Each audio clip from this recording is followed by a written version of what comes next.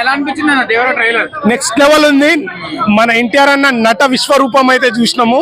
So December 27 pan India range లో అన్న stamina ఏందో తెలుస్తుంది.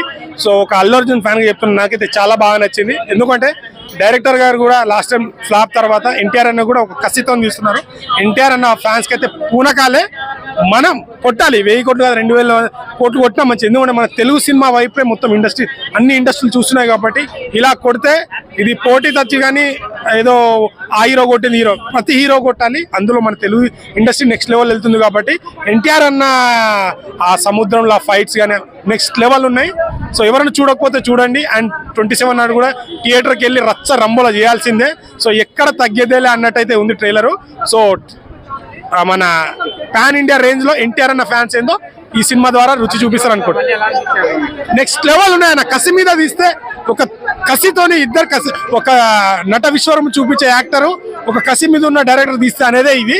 సో ఇది ఏందనేది చూద్దాం. తగ్గేదేలే అన్నట్టు చూపిస్తాడు ఎన్టీఆర్ అన్న కూడా.